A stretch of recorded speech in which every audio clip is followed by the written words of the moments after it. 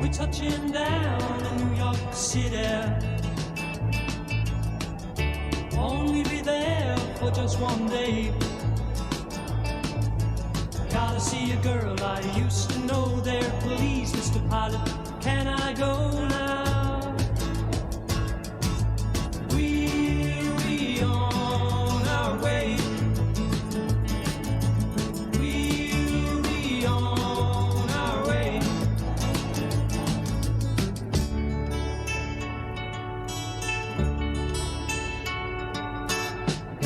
We're rolling out of Central Station,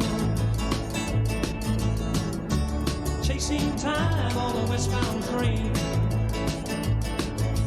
heading for the place where we first met, is Junction City inside, yeah.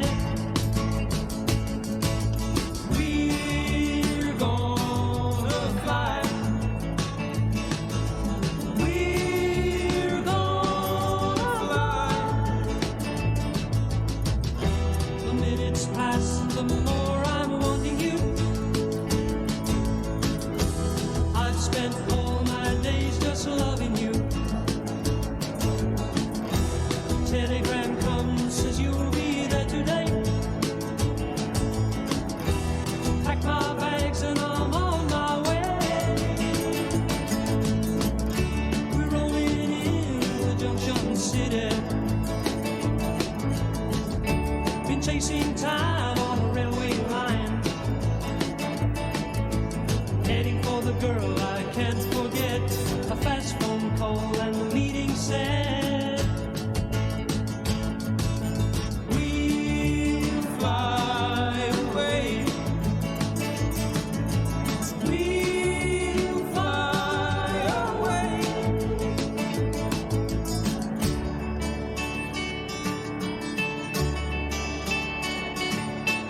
We'll fly away. We'll fly away.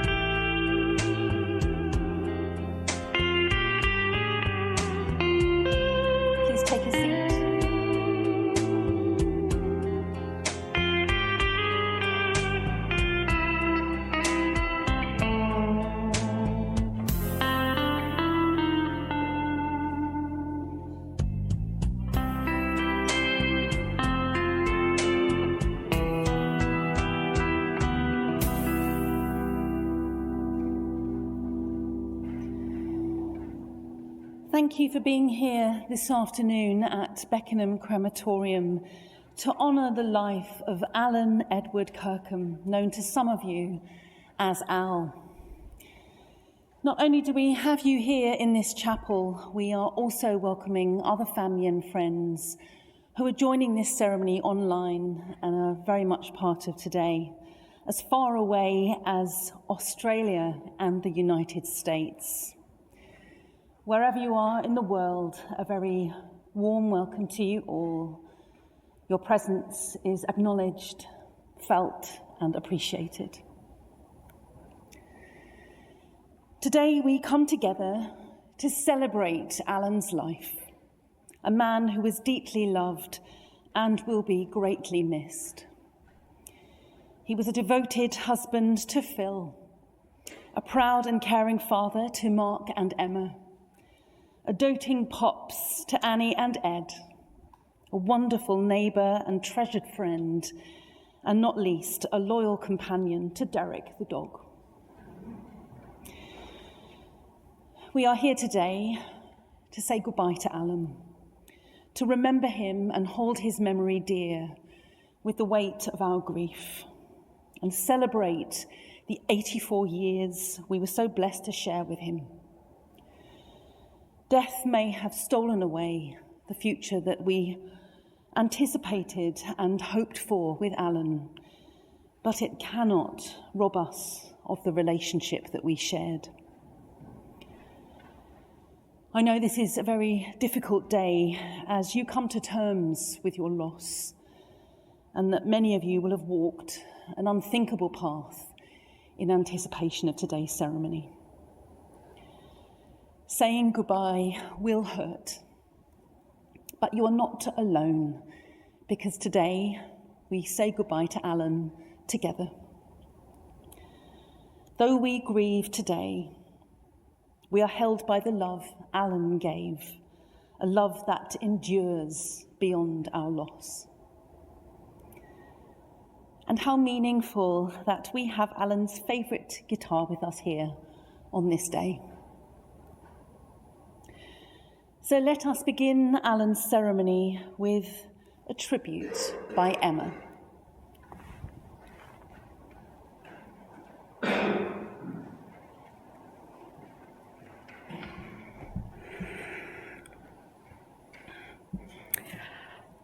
On behalf of my mum Phil and my brother Mark, I'd like to welcome everyone and thank you all for being here today to celebrate my dad Alan Edward Kirkham's life.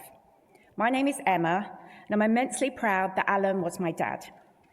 Our dad was born on the 28th of March, 1942, in Marylebone, to Fred, a newspaper seller in the Haymarket, and Esther, a cleaner.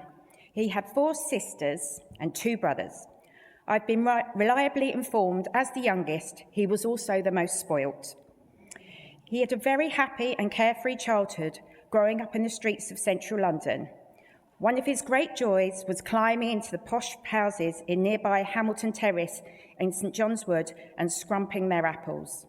He also loved helping out in the stalls at nearby Church Street Market. He was a very annoying little brother, though, and he gave his sisters a hard time. He would sit with them when they were courting, and they would have to bribe him with a shilling to get rid of him so that they could spend time with their boyfriends. I'm sure my 101-year-old uncle, Uncle Jim, who I'm very pleased to say is here today, will have plenty of stories about what a pest he was to them all, though they all did learn to love him in the end when he grew up. When he started school, he didn't want to go to the one that they'd picked for him, so he decided to follow his sisters to their school and told the teacher that his mum had sent him there. They let him stay, but he didn't have much interest in going to that school either. Where he wanted to go was Marylebone Junior Library. It's here where he started to read up about music and about trains and aeroplanes. His favourite times were when they held music events there and played records. He told me shortly before he died that he was blown away when he first heard Holst's The Planet Suite there. Later, when he was 15 and at St Paul's Benedict School, he, along with 2 other children that were good at art, were taken to a local careers fair. From there, The three of them were employed as apprentices at a local advertising agency. He couldn't stop himself getting into trouble there either, though, as the three of them went on to launch two-phase rockets from the roof over Regent's Park. His boss was on a bus travelling down Baker Street and hauled them over the coals when he arrived into the office. He did forgive him, though, and in the end, he was the last man standing and was the only one of the three to be taken on as a full-time messenger. He was eventually promoted to be a prop artist. They looked after him very well and paid for him to attend St Martin's School of Art on Charing Cross Road, where he studied drawing and commercial art. His interest, and he went on to pick up a guitar and teach himself the latest American rock and roll music. He even built his own amplifier from scratch. This became extremely useful when he formed his first band, The Strangers, with some of his local friends. They would record their records in the hallway of the flats where he lived. He told me his guitar echoed nicely off the walls.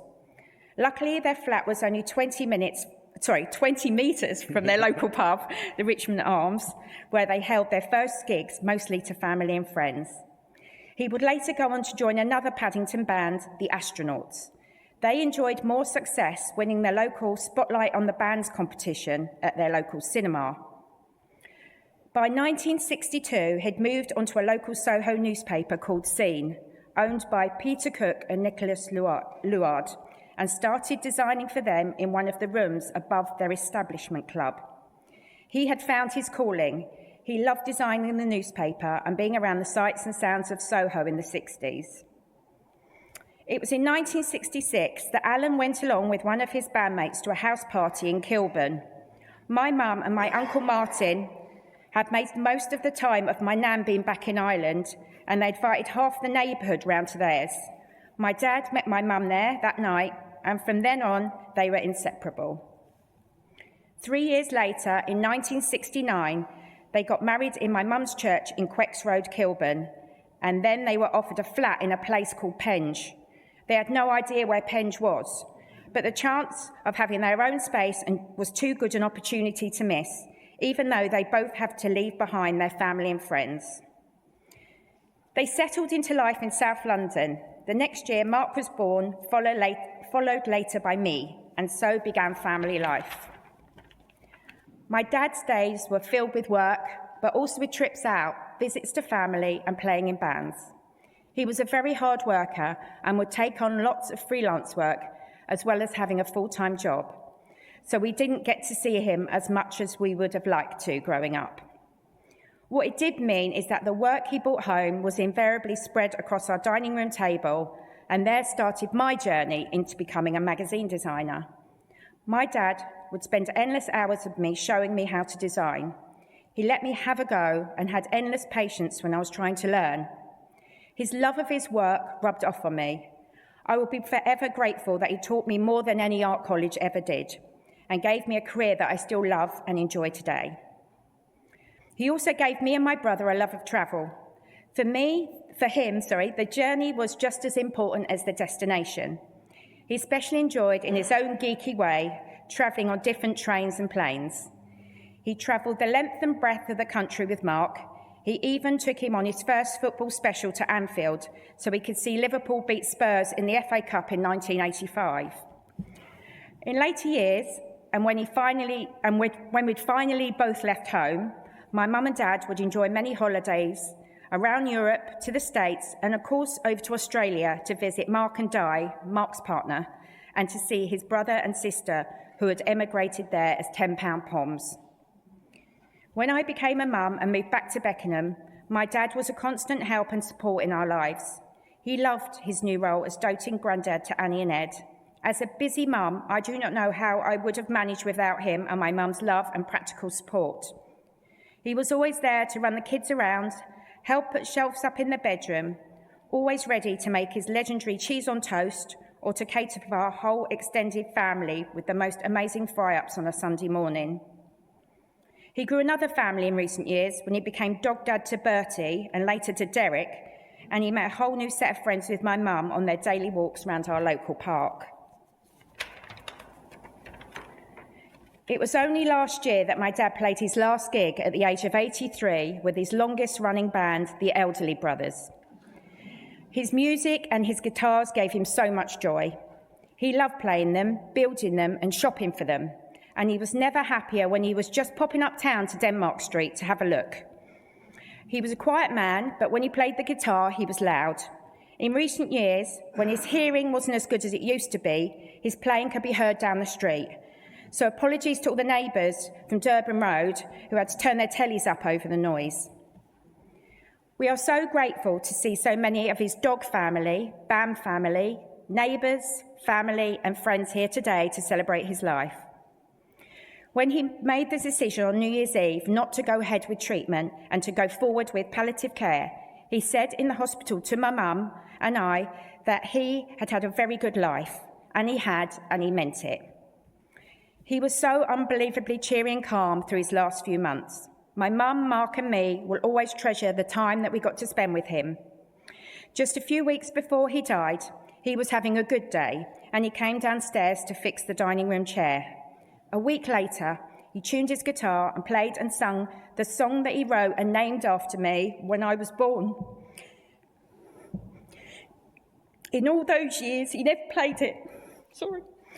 These are moments we will treasure forever.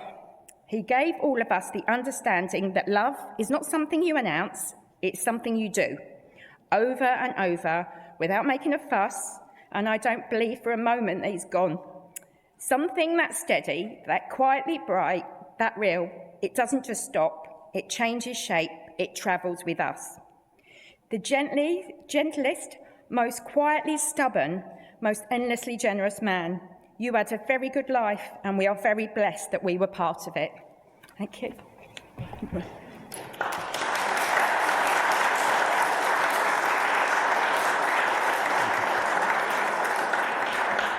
you want to announce it or no? No. Right, I have a small poem to read. Sorry. A limb has fallen from the family tree. I keep hearing a voice that says, grieve not for me. Remember but the best times, the laughter, the song, the good life I lived while I was strong. Continue my heritage, I'm counting on you. Keep smiling and surely the sun will shine through. My mind is at ease, my soul is at rest, remembering all how I was truly blessed. Continue traditions, no matter how small. Go on with your life, don't worry about falls. I miss you all dearly, so keep up your chin. Until the day comes, we're together again. Thank you.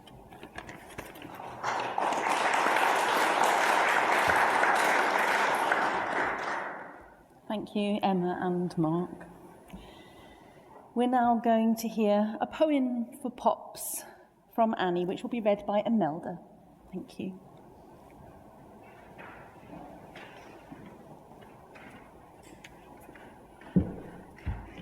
Hello, my name is Imelda. I'm cousin to Annie and Ed. I have been asked to read this on their behalf for their Pops. Of all the special gifts in life, however great or small, to have you as our Pops was the greatest gift of all. May the winds of love blow softly and whisper in your ear, we love and miss you, Pops, and wish that you were here. Deep in our hearts, your life is kept to love and cherish, not forget. No more tomorrows we can share, but yesterdays are always there. A silent thought, a secret tear, keeps your memory ever near.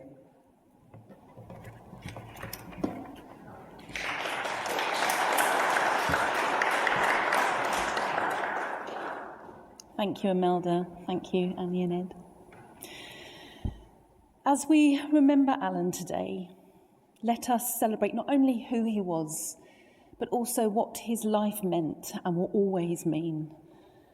Let us try to focus not on what we have lost, but rather all that we have loved and gained, having had Alan in our lives.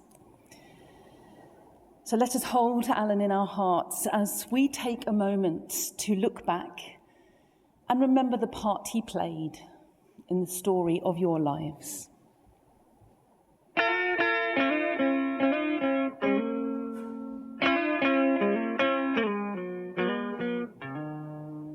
Saw you flying by,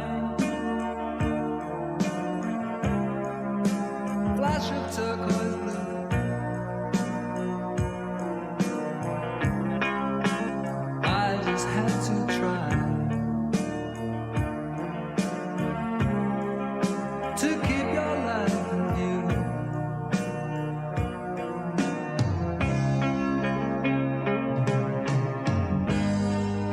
My bird of paradise, sweet bird of paradise,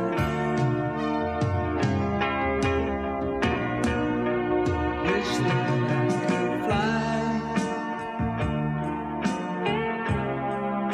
I'll be beside you now, but I could only sigh and watch you circle round.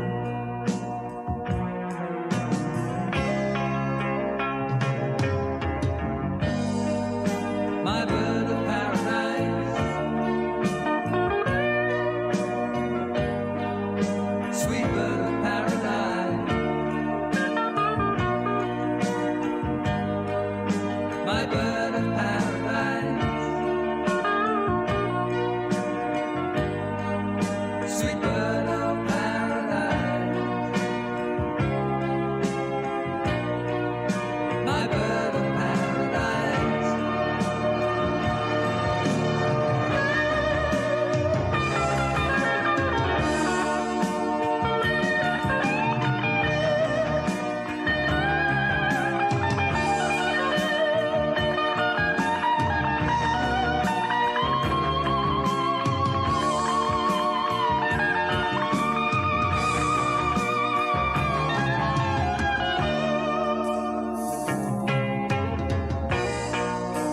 Saw you fly away. When will you come again? So I can watch you play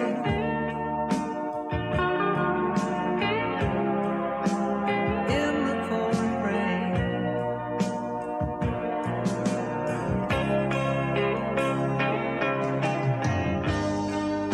My bird of paradise,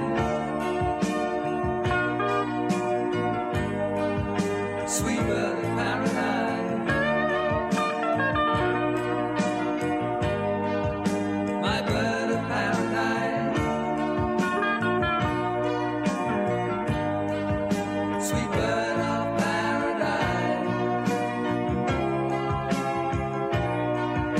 my bird of paradise.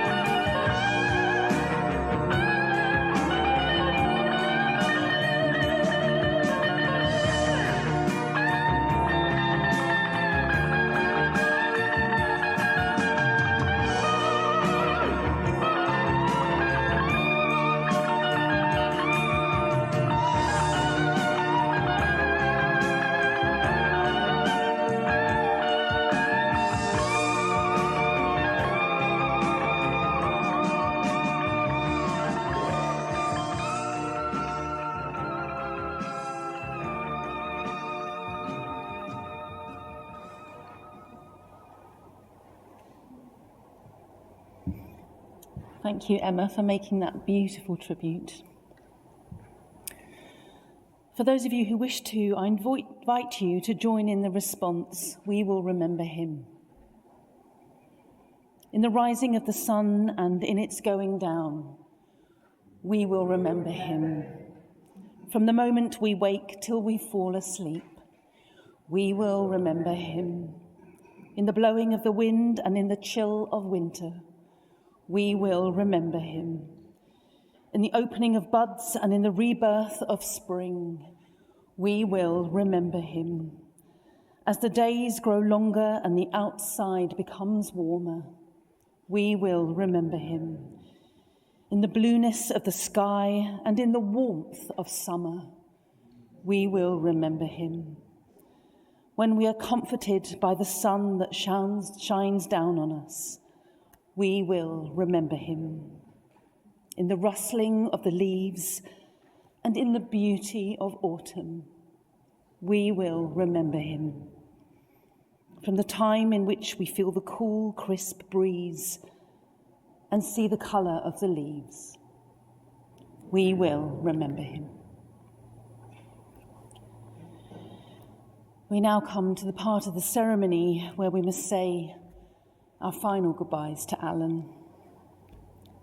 We have accompanied Alan to the furthest point we can, and now together we entrust his physical body to something greater. Although Alan will rest here until we leave, it is now time for us to say farewell. So if you are able, will you please all stand?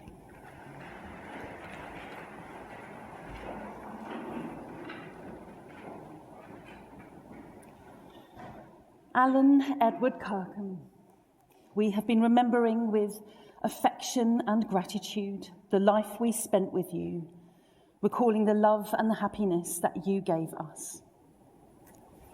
On behalf of your family and friends, we thank you, Alan.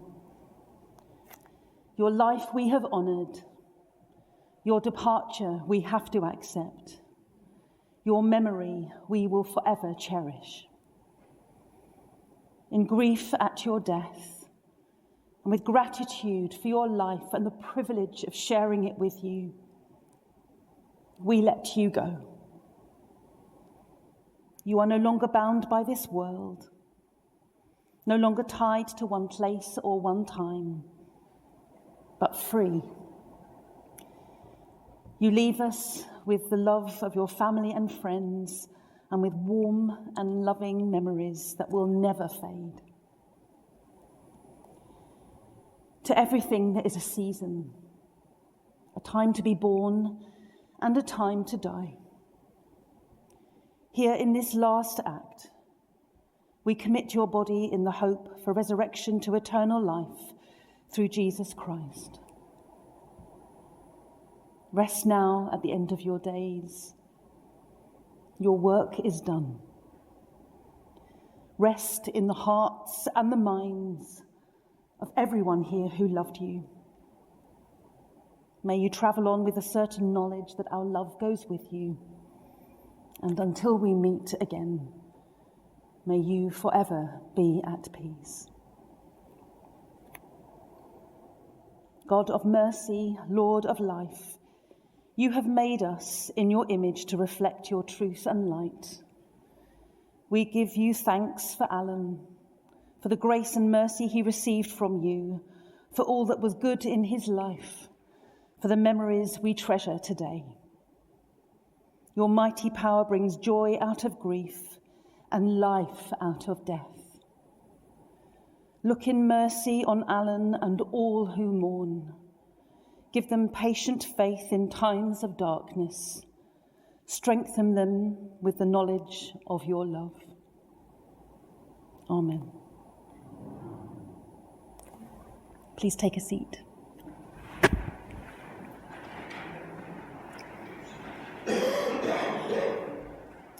As we near the end of our time here today and return to our lives, may you all continue to comfort and support one another as you move through the coming days, weeks and months without Alan. To love Alan and be loved by him has been a gift that will never be lost to you. Alan's love will always be with you. He's in all that you are and everything you are yet to be. With the compassionate support of St. Christopher's Hospice, Alan was able to die at home. Alan passed away peacefully on the 29th of April, surrounded by the love, warmth and devotion of his family. And thank you to all of you who have kindly given donations to St. Christopher's in his memory. As we prepare ourselves to leave this chapel and gather at the Chancery, I'd like to thank you all for being here today and wish you a gentle afternoon as you continue celebrating Alan's life and music. And for the first hour at the Chancery, just Alan's music will play. I would like to invite Alan's immediate family to come forward and place a sprig of rosemary, lovingly picked from their garden. Each sprig of rosemary, the herb of remembrance, will go with Alan, infused with your love. I will then ask you all to make your way outside and allow Alan's family a private goodbye. Perhaps the words of one of Alan's favourite singers, Joni Mitchell, say something of what we feel today. We are stardust, billion-year-old carbon. We come into one another's lives for such a brief and precious time, and yet the music of a life well lived continues long after the final note. Alan's song stays with us still.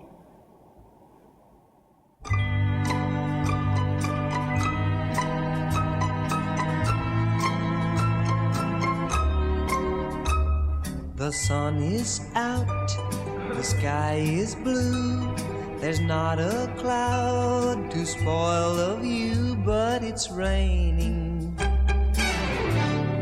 raining in my heart. The weatherman says clear today. He doesn't know you've gone away, and it's raining, raining in my heart. Oh, misery, misery. What's gonna become of me? I tell my blues they mustn't show, but soon these tears are bound to flow, 'cause it's raining, raining in my heart.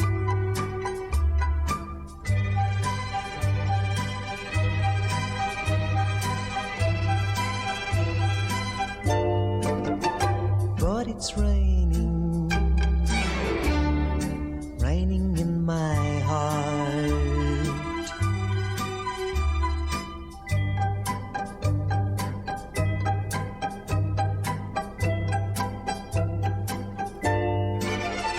And it's raining, raining in my heart.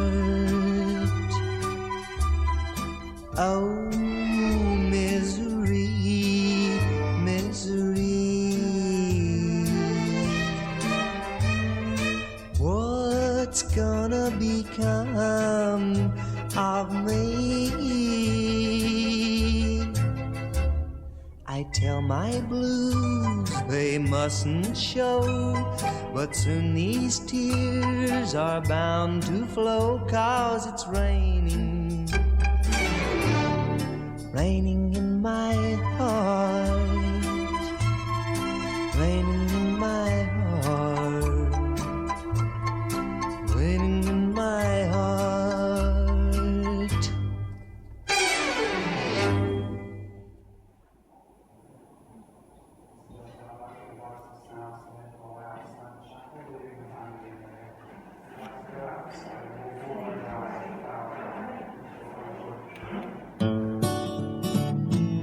I got friends around every corner, people in town that I know, chums in high places, baby, and pals everywhere I go.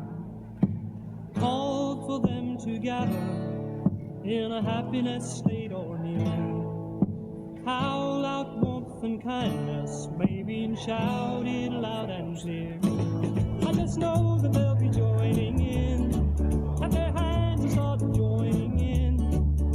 Everybody all around the world got to be joining in, joining in. Everybody start joining in, joining in.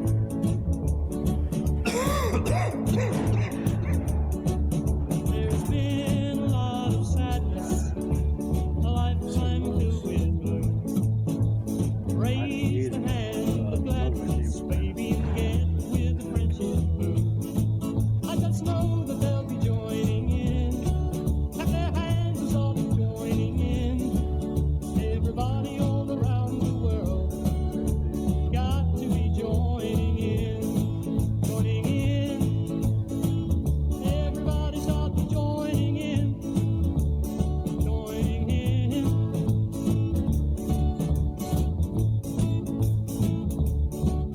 So go around every corner, find all the people you know. Smile, shake hands, be happy, baby, let the chum scene up and grow. Fill the world with happy faces, make sure they're all sincere. Raise the hand of gladness, baby, let's wipe away every tear. I just know that they'll be joining in, clap your hands and start joining in. Everybody all around the world got to be joining in, joining in. Everybody start joining in, joining in.